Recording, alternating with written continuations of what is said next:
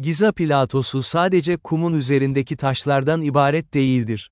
Piramitlerin altı, en az üstü kadar karmaşık, devasa bir yeraltı labirentidir. Eski Mısırlılar için yeraltı, Duat, yani ölüler diyarıydı. Piramitlerin altındaki odalar, kralın ruhunun bu boyuta geçmesi için tasarlanmış birer portaldı. Büyük piramidin temeli, düz bir zemin değildir. Dev yapının devasa ağırlığı, ana kayanın içine oyulmuş özel kanallarla dengelenmiştir. Piramidin yaklaşık 30 metre altında bulunan bu oda, bitmemiş görüntüsüyle araştırmacıları yanıltır. Aslında bu oda, tüm yapının akustik kalbidir. Yeraltı odasının pürüzlü tavanı ve düzensiz zemini, ses dalgalarını kırarak belirli bir frekans oluşturmak için bilerek öyle bırakılmıştır. Antik dönemde Nil Nehri'nin bir kolu piramitlerin hemen yanından geçiyordu. Bu su, yeraltı tünellerine hayat veren ana enerji kaynağıydı. Yeraltı suları dar kanallardan geçerken oluşan basınç, piramidin kütlesini bir hidrolik pompa gibi kullanmasını sağlıyordu. Zoser piramidinin altında tam 5,7 kilometre uzunluğunda bir tünel ağı bulunur. Bu, antik dünyanın en büyük yeraltı şebekesidir. Sakkara'nın derinliklerinde, duvarları masmavi fayanslarla kaplı odalar vardır. Bu çiniler, sonsuz gökyüzünü yerin altında simgeler. Yer altında bulunan ve her biri 100 tona ulaşan granit lahitler, modern vinçler olmadan o dar koridorlara nasıl yerleştirildi? Serapyum'daki lahitlerin iç yüzeyleri, ışığı bir ayna gibi yansıtacak kadar pürüzsüzdür. Bu, o dönem için imkansız bir optik hassasiyettir. Bu devasa sandıkların çoğunun içi boştur. Bazı araştırmacılar bunların mezar değil, enerji depolayan, piezoelektrik üniteleri olduğunu savunur. Sismik taramalar, Sphinx'in sağ pençesinin altında dikdörtgen şeklinde yapay bir oda olduğunu kanıtlamıştır. Efsaneye göre bu odada, kayıp medeniyet Atlantis'ten kalan tüm bilgiler altın tabletlerde saklıdır. Yerin 30 metre altında, etrafı tamamen suyla çevrili bir ada ve üzerinde devasa bir lahit bulunur. Burası Tanrı Osiris'in sembolik evidir. Piramitlerin altındaki pek çok geçit, Nil'in seviyesiyle bağlantılı olarak suyla doludur. Bu durum, keşifleri binlerce yıldır engellemektedir. 1993'te gönderilen küçük bir robot, kraliçe odasındaki dar bir kanalda, kapı, ile karşılaştı. Bu kapı, piramidin derinliklerine giden ilk engeldi. 2011'de o kapı delindiğinde, arkasında başka bir mühürlü kapı olduğu görüldü. Piramit, sırlarını katman katman koruyordu. Yer altından yukarı uzanan bu dar kanallar, tam olarak Orion ve Sirius yıldızlarına hizalanmıştır. Piramitlerin altındaki tüneller, insan sesini muazzam bir şekilde güçlendiren 110 ila 117 Hz frekansına ayarlanmıştır. Kuvars bakımından zengin olan granit taşlar, yer altındaki titreşimle birleşerek statik elektrik üretme kapasitesine sahiptir. Mühendis Christopher Dunn, Büyük Piramidin aslında yeraltı sularını kullanarak enerji üreten dev bir, Giza güç santrali olduğunu iddia eder. Herodot'un bahsettiği 3000 odalı devasa yeraltı labirenti, Havara bölgesinde kumların altında keşfedilmeyi beklemektedir. 2008'de yapılan yer radarı taramaları, yerin metrelerce altında devasa duvar yapılarını ve odaları tespit etti. Yerel halkın ve eski kaşiflerin raporlarında, yeraltı tünellerinde bulunan dev boyutlu kemiklerden bahsedilir. Bazı ziyaretçiler, yeraltı odalarında zaman algısının değiştiğini ve elektronik cihazların çalışmayı durdurduğunu rapor etmektedir. Napolyon, piramidin içindeki gizli bir odada tek başına kaldıktan sonra dışarı çıktığında gördükleri karşısında dehşete düşmüştü. Mısırlıların, bilgiyi depolamak için bugün bizim kullandığımız kuars bazlı kristalleri çok daha ileri bir düzeyde kullandığı teorisi mevcuttur. Kozmik ışınlar kullanılarak yapılan taramalar, Büyük Piramidin içinde ve altında henüz girilmemiş devasa boşluklar olduğunu doğruladı. Yeni keşfedilen 9 metrelik gizli koridorun, piramidin asıl yeraltı arşivine giden bir giriş yolu olduğu düşünülüyor. Bazı yeraltı dehlizlerinde, doğal olmayan seviyelerde radyasyon ölçümleri yapılmış, bu da, nükleer enerji iddialarını doğurmuştur. Eğer piramitlerin altı zifiri karanlıksa, duvarlarda neden meşale isi yok? Bu durum, antik bir elektrikli aydınlatma sistemine işaret eder. Tapınakların altındaki mahzenlerde bulunan kabartmalar, modern ampullere şaşırtıcı derecede benzeyen cihazları tasvir eder. Piramitlerin tepesindeki altın kaplamalar, yer altından gelen enerjiyi gökyüzüne, iyonosfere ileten birer anten vazifesi görüyordu. Yerin altındaki düşük frekanslı titreşimlerin, insan vücudundaki hücreleri yenilediği ve meditatif bir şifa sağladığına inanılıyordu. Piramitlerin konumu, dünyanın manyetik çizgilerinin, leyhatları, tam kesişme noktasına yerleştirilmiştir. Kilometrelerce uzanan ince kanallar, yerin altındaki havayı taze tutmak için karmaşık bir fizik kuralıyla tasarlanmıştır. Yüzyılda piramitlerin kuyularına inen pek çok İngiliz ve Fransız kaşif, gördükleri labirentlerin sonu olmadığını yazmıştır. Piramidin üstündeki matematiksel kusursuzluk, yerin altındaki tünellerin birbirine olan mesafesinde de korunmuştur. Büyük piramidin koordinat rakamları ile ışık hızının rakamsal benzerliği, bu yapının rastgele bir yer seçimi olmadığını gösterir. Ezoterik inançlara göre piramitlerin altındaki bazı odalar, boyutlar arası geçiş sağlayan birer portal görevi görmektedir. Giza platosundaki pek çok yeraltı girişi bugün betonla kapatılmış ve askeri denetime alınmıştır. Sakkara ve Giza'da hala keşfedilmeyi bekleyen, üzerinde hiyerogliflerle uyarılar bulunan onlarca kapı mevcuttur. Piramitlerin altı, aslında hepimizin ortak geçmişine ait bir veri merkezidir ve biz henüz sadece giriş kısmındayız. Bir saati aşkın süredir bu tozlu tünellerde, devasa lahitlerin ve uğultulu enerji odalarının arasında gezdik. Gördüğümüz şudur ki, piramitler sadece birer, mezar, olamayacak kadar karmaşık, teknolojik ve evrensel yapılar. Onlar, yerin altına kök salmış devasa birer organizma gibi hala nefes alıyor ve doğru zamanın gelmesini bekliyorlar. Mısır'dan binlerce kilometre uzakta, Teotihuacan'daki Güneş Piramidi'nin altında keşfedilen tünellerde şaşırtıcı bir şey bulundu, sıvı cıva gölleri. Yıldız neden cıva? Cıva mükemmel bir iletkendir. Bu yeraltı kanallarının bir enerji iletim hattı olarak kullanılmış olması kuvvetle muhtemeldir. Çin'in Shensi bölgesinde, üzerleri bitki örtüsüyle gizlenmiş yüzlerce piramit bulunur. Çin hükümeti bu bölgeye girişi ve kazı yapılmasını yasaklamıştır. Yeraltı bağlantısı, radar taramaları, bu piramitlerin altında da Giza'dakilere benzer, kilometrelerce uzanan tüneller olduğunu göstermektedir. Visoko'daki Bosna piramidinin altında bulunan, Ravne, tünelleri, dünyanın en yüksek negatif iyon konsantrasyonuna sahiptir. Şifa labirentleri, yerin altındaki bu tünellerde dolaşmanın vücuttaki virüs ve bakterileri temizlediği, astım hastalarına iyi geldiği bilimsel olarak kanıtlanmıştır. Anadolu'nun kalbinde, tarihin sıfır noktası Göbeklitepe'de yer radarı taramaları, henüz gün yüzüne çıkarılmamış olan, diziliş 4 ve diziliş 5 alanlarında yerin altında büyük metal nesneler ve boşluklar tespit etmiştir. Yeraltı dünyasının küresel şeması, bu yapılar sadece mezar olsaydı, neden hepsi dünyanın manyetik leyhatları üzerine kuruldu? Neden hepsinin altında karmaşık su kanalları ve iletken madenler var?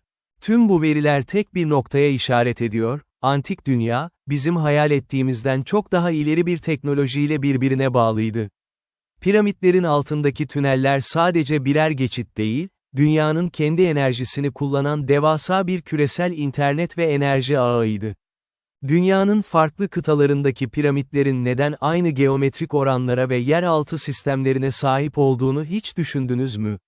Bu yapılar, aslında gezegenin manyetik alanını düzenleyen devasa bir kablosuz iletim şebekesinin düğüm noktalarıdır. Piramitlerin çoğu fay hatlarının veya yeraltı su damarlarının üzerine inşa edilmiştir. Yerin derinliklerindeki tektonik stres, bu devasa taş yapılar aracılığıyla toplanıyor ve bir tür mekanik enerjiye dönüştürülüyordu. Piramitlerin en alt odalarında bulunan devasa granit ve kuvars kütleleri, sadece ağırlık merkezi değildir. Bu kristaller, titreşimi elektrik sinyallerine dönüştüren birer jeneratör gibi çalışıyordu. Meksika'daki Teotihuacan piramitlerinin altında bulunan sıvı cıva, sistemin, soğutma veya yüksek iletkenlik katmanı olabilir mi? Cıva, elektrik akımını kayıpsız iletmekte kullanılan kadim bir bileşendir. Anadolu'daki bu kadim tapınağın altındaki mühürlü odalar, Giza'daki tünellerle aynı enerji frekansını yaymaktadır. Sanki hepsi aynı ana merkezden komut alan bir sistemin parçaları gibidir. Nil Nehri'nin piramitlerin altındaki kireç taşı katmanlarından geçmesi, devasa bir statik elektrik yükü biriktiriyordu. Piramit, bu yükü iyonosfere püskürten bir baca görevindeydi. Eski krallık metinlerinde, piramitlerin altında sadece kralların değil, gökten gelenlerin, bilgisinin saklandığı kütüphanelerden bahsedilir. Bu kütüphaneler henüz kimsenin ulaşamadığı, su geçirmez titanyum benzeri alaşımlarla mühürlenmiş olabilir. Sarkaç ve radyestezi uzmanları, Büyük Piramit'in tam altında, bilinen tüm odalardan daha büyük bir altın küre veya yüksek enerjili bir nesne olduğunu iddia etmektedirler. 2026 yılının başında yapılan en son muon taramaları, Büyük Piramit'in tabanının altında, daha önce, doğal mağara, sanılan yerlerin aslında kusursuz geometrik açılara sahip yapay galeriler olduğunu ortaya koydu. Yer altındaki bazı odalarda bulunan devasa granit blokların üzerinde hiçbir alet izi yoktur. Teoriye göre, bu bloklar piramidin kendi rezonans frekansı kullanılarak, ses dalgaları üzerinde yüzdürülerek, levitasyon yerleştirilmiştir. Bazı araştırmacılar, piramitlerin altındaki tünellerin dünya dışındaki benzer yapılarla, örneğin Mars'taki Ceydonya bölgesi, aynı matematiksel hizalanmaya sahip olduğunu savunur. Son yıllarda uydu görüntüleri, Antarktika'nın eriyen buzullarının altında devasa piramit benzeri yapılar olduğunu gösterdi. Yeraltı ısısı, bu yapıların altında, çevredeki buzun donmasını engelleyen gizemli bir ısı kaynağı olduğu tespit edildi. Giza ile aynı boylam üzerinde bulunan bu yapılar, küresel enerji şebekesinin güney kutup noktasını temsil ediyor olabilir. 1905 yılında aldığı, dünya genelinde enerji iletimi, patentini tamamen Büyük Piramit'in çalışma prensibine dayandırmıştı. Kablosuz iletim, Tesla'ya göre piramitlerin altındaki su kanalları, iyonosferi bir iletken olarak kullanan devasa bir, vericinin topraklama hattıydı. Tesla'nın yarım kalan projesi, piramitlerin binlerce yıl önce gerçekleştirdiği şeyi modernize etme çabasıydı. Dünyanın en kutsal yerlerinden biri olan Kailash Dağı'nın aslında devasa, yapay bir piramit olduğu ve içinde karmaşık bir tünel sistemi barındırdığı iddia edilir. Giza bağlantısı, Tibet'teki bu, piramit dağı ile Giza arasındaki mesafe, matematiksel olarak dünyanın çevresiyle ilişkilidir. Piramitlerin sadece enerji istasyonu değil, aynı zamanda küresel bir felaket anında insanlığın genetik ve kültürel mirasını koruyacak devasa sığınaklar olduğu düşünülmektedir. Kapadokya bağlantısı, Derinkuyu gibi devasa yeraltı şehirlerinin, piramit benzeri yapılarla tüneller aracılığıyla bağlantılı olduğu teorisi hala araştırılmaktadır. Bazı fizikçiler, piramidin odak noktasındaki enerji yoğunluğunun, maddelerin atomik yapısını etkileyebileceğini savunur. Mumyalama etkisi, yer altındaki belirli odalarda bakterilerin yaşayamaması ve organik maddelerin bozulmaması, burada zamanın veya biyolojik süreçlerin yavaşlatıldığının kanıtıdır. Büyük Piramit'in dış yüzeyi ilk yapıldığında 144.000 adet parlatılmış kireç taşıyla kaplıydı. Bu sayı, hem kutsal metinlerde hem de yer altındaki sistemlerin frekans hesaplamalarında bir anahtar görevi görür. Bermuda Şeytan Üçgeni'nin altında, sonar taramalarıyla tespit edilen kristal yapılı devasa piramitlerin, yer altındaki tektonik enerjiyi okyanus akıntılarına aktardığı düşünülmektedir. Eski metinlerde, yansıyan ışıkla konuşan duvarlardan bahsedilir. Piramitlerin altındaki tünellerde kullanılan pürüzsüz yüzeyler, güneş ışığının aynalarla yerin en derin odalarına kadar iletilmesini ve bir tür, optik veri ağı, kurulmasını sağlıyordu. Giza platosunun altındaki yer çekimi anomalileri, kuantum saatlerinin burada milisaniyelik sapmalar yapmasına neden olur. Bu da piramidin sadece uzayı değil, zamanı da büken bir kütleye sahip olduğunu kanıtlar. Bazı biyogenetik teorisyenleri, piramitlerin altındaki aşırı yalıtılmış odaların, insanlığın ve yeryüzündeki tüm türlerin DNA örneklerini barındıran birer, Nuh'un gemisi olduğunu iddia eder. Radyasyondan ve zamanın etkisinden korunan bu derin mahzenler, biyolojik birer zaman kapsülüdür. Piramidin altındaki odaların boyutları, hidrojen atomunun dalga boyuyla, 21 dolar, cm dolar, matematiksel olarak ilişkilidir. Bu durum, yapının evrenin temel yapı taşlarıyla iletişim kurmak için tasarlandığını gösterir. Pasifik Okyanusu'nun derinliklerinde olduğu varsayılan Mu kıtasından kaçan bilgelerin, tüm kadim bilgiyi Giza'nın altındaki güvenli tünellere taşıdığına dair tabletler bulunmaktadır. Bu tüneller, kayıp kıtaların yaşayan tek mirasıdır. Büyük Piramidin merkezindeki ağırlık merkezinin tam altında, kütleçekim kuvvetinin çevreye göre farklılık gösterdiği bir bölge tespit edilmiştir. Bu bölgede, ağır nesnelerin ses frekansları yardımıyla ağırlıksız hale getirildiği bir levitasyon teknolojisi uygulanmış olabilir. Müzisyenler ve ses mühendisleri, piramidin altındaki odaların akustiğinin günümüzdeki standart akortlarla değil, doğanın kendi titreşimi olan frekanslarla uyumlu olduğunu keşfetmiştir. Bu, yer altındaki ayinlerin sadece dini değil, fiziksel bir dönüşüm amacı taşıdığını gösterir. Orta Amerika'dan Mısır'a kadar uzanan bir efsaneye göre, yerin altındaki mühürlü 13 odada, birbirine veri aktarabilen kristal kafatasları bulunmaktadır. Bu nesneler, piramidin enerjisiyle aktifleşen antik birer veri işlemcidir. Dünyanın çevresini saran enerji damarlarının, ley-hatları, en güçlü olduğu nokta tam olarak Giza'dır. Piramit, yer altındaki bu enerji akışını kontrol eden bir, vana, görevi görür. Bazı sızdırılmış arkeolojik raporlar, derinlerde duvarları tamamen gümüşle kaplanmış, çok dar ama kilometrelerce uzanan tünellerden bahseder. Gümüşün elektriksel iletkenliği, bu sistemin devasa bir iletişim ağı olduğunun kanıtıdır. Eski Mısırlılar için yeraltı odaları sadece fiziksel bir yer değil, ruhun, dünyadan ayrılmadan önce eğitildiği bir simülasyon merkeziydi.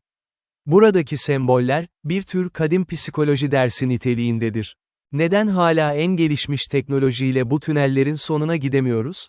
Belki de sistem, düşük bilinç seviyesindeki varlıkların bu güce ulaşmasını engelleyen bir, frekans bariyeri, ile korunmaktadır. Günümüzde yapılan iklim ve jeolojik modellemeler, büyük bir felaket anında dünyada sığınılabilecek en güvenli yerin piramitlerin altındaki bu antik yapılar olduğunu göstermektedir. Atalarımız bizi sadece geçmişe değil, geleceğe de hazırlamış olabilir. Frekans odaları ve boyutlar arası geçişin altındaki bazı odaların duvarları, milimetrik hassasiyetle parlatılmış bazalt taşlarıyla kaplıdır. Fizikçilere göre bu odalar, belirli bir ses frekansı uygulandığında uzay zamanın dokusunu esnetebilecek bir rezonans kapasitesine sahiptir. Bazı araştırmacılar, Büyük Piramidin altındaki gizli tünellerin fiziksel birer yol değil, birer, kuantum tüneli olduğunu savunur. Bu teoriye göre, doğru frekans anahtarı kullanıldığında bu odalar birer portal görevi görerek bilinci, veya maddeyi, evrenin başka bir noktasına taşıyabilir. Yeraltı odalarındaki hiyerogliflerin ötesinde, taşların içine doğrudan kazınmış olan ve sadece belirli ışık açılarıyla görülebilen semboller bulundu. Bu semboller, güneş döngüleri ve dünyanın yaklaşan büyük değişimleri hakkında bizi uyaran birer, takvim, niteliğindedir. Piramitlerin en derin temellerinde, henüz tam olarak analiz edilemeyen, demir kadar sert ama kristal kadar geçirgen sütunlar olduğu tespit edilmiştir. Bu alaşım, günümüz metalürji bilimiyle henüz üretilememiştir. Piramidin altındaki bazı dikine kuyuların, şaft, kütle çekimini yerel olarak manipüle eden bir düzeneye sahip olduğu düşünülmektedir. Bu, devasa blokların yerin altından yukarıya nasıl zahmetsizce çıkarıldığını açıklayan gizli bir teknolojidir. Yeraltı odalarındaki sarnıçlarda bulunan suyun, yüksek mineral ve enerji yükü nedeniyle binlerce yıl bozulmadan kaldığı görülmüştür. Bu suyun, antik rahiplerin ömrünü uzatmak için kullandığı bir tür, hayat iksiri, olduğu rivayet edilir. Piramitlerin altındaki odalarda, takyon adı verilen ve ışık hızından daha hızlı hareket ettiği varsayılan parçacıkların izlerine rastlandığı iddia edilir. Eğer bu doğruysa, piramitler evrenin diğer ucundaki benzer yapılarla anlık veri alışverişi yapabiliyordu. En son yapılan taramalarda, Büyük Piramidin altında, Dev Perşembe, Great Void, olarak adlandırılan, yaklaşık bir yolcu uçağı büyüklüğünde devasa bir boşluk saptandı. Bu boşlukta hiçbir giriş izi yok, sanki oraya ışınlanmış gibi duruyor. Piramitlerin altındaki sistemlerin çalışma döngüsünün, ayın evreleriyle kusursuz bir uyum içinde olduğu fark edilmiştir. Ayın yerçekimi etkisi, piramidin altındaki su akışını kontrol eden doğal bir valf görevi görmektedir. Eski Mısır, Ölüler kitabının bazı gizli bölümleri, piramidin altındaki odalarda bir insanın zihninin doğrudan taşların içine veya kristal bir belleğe yedeklenebileceğini anlatır. Belki de piramitler, fiziksel bedeni ölenlerin ruhlarının dijital veya enerjik birer sığınağıdır. Piramidin altındaki odaların geometrisi, vakumun içindeki potansiyel enerjiyi yani, sıfır noktası enerjisini, çekmek üzere tasarlanmış bir kuantum rezonatörüdür. Bu, yakıtsız ve sonsuz bir enerji kaynağının binlerce yıl önce kullanıldığının kanıtıdır. Tünellerin derinliklerinde, duvarlara sadece belirli bir frekanstaki mor ötesi ışık altında görülebilen özel bir katmanla, evrenin haritası, kazınmıştır. Bu harita, Güneş sistemimizin Samanyolu galaksisindeki 26 bin yıllık devasa yolculuğunu, presesyon, milimetrik olarak gösterir. Piramitlerin en derin odalarındaki kapıların fiziksel kolları yoktur. Bazı ezoterik metinler, bu kapıların sadece belirli bir, bilinç seviyesine, veya, kalp frekansına, elektromanyetik kalp atışı, sahip kişiler yaklaştığında açılan biyometrik ve enerjik kilitlerle korunduğunu iddia eder. Piramitlerin altındaki dar kanallar, yüksek basınçlı suyun hareketiyle birleştiğinde iyonize bir gaz olan plazma üretmek üzere tasarlanmış olabilir. Bu plazma, piramidin üst odalarına, soğuk ışık ve enerji sağlamak için kullanılan ana damardır. Piramitlerin altındaki sistem, sadece dünya içine enerji yaymaz. Bu yapıların yaydığı düşük frekanslı sinyaller, uzayın derinliklerinden gelen varlıklar için dünyayı işaretleyen birer, navigasyon feneri veya kozmik adres görevi görmektedir. Büyük felaketten, tufan, hemen önce, Atlantis'ten kaçan bilgelerin, Tat ve ekibi, tüm medeniyet mirasını Giza'nın altındaki mühürlü mahzenlere yerleştirdiği ve burayı, kayıtlar salonu, olarak mühürlediği binlerce yıldır anlatılan bir gerçektir. İçinde bulunduğumuz 2026 yılı, piramitlerin altındaki enerji akışının yeniden canlandığı bir dönemi temsil ediyor. Yer kabuğundaki manyetik değişimler, binlerce yıldır uyuyan bu devasa mekanizmayı yavaş yavaş, uyandırıyor. Yer altındaki kraliyet odalarında kullanılan granitlerin yaydığı doğal radyasyon ve ses dalgaları, insan DNA'sındaki hasarlı sarmalları onarma kapasitesine sahiptir. Firavunların, ölümsüzlük, arayışı, aslında biyolojik bir gençleşme teknolojisinden ibarettir. Piramitlerin altındaki tüm tüneller, odalar ve kanallar aslında tek bir şeyi anlatır, gökyüzü ile yer, madde ile ruh, bilim ile inanç birbirinden ayrı değildir. Bu devasa yapı, evrensel birliğin, Onenus, taştan bir simgesidir. Meşalemiz artık söndü. Ancak karanlığın içinde her zamankinden daha net görüyoruz. 2 saati aşkın bu destansı yolculuğun sonunda, piramitlerin altındaki labirentten yeryüzüne çıkıyoruz. Piramitlerin altı bir mezarlık değil, bir kozmik tohumdur. İnsanlığın başına gelebilecek her türlü felakete karşı tasarlanmış bir sığınak, dünyayı besleyen bir enerji santrali ve bizi yıldızlara bağlayan bir iletişim cihazıdır. Atalarımız bize şu mesajı bıraktı: bilgi, yerin altında saklıdır, ancak ona ulaşacak anahtar, gökyüzüne bakabilen bir zihindedir.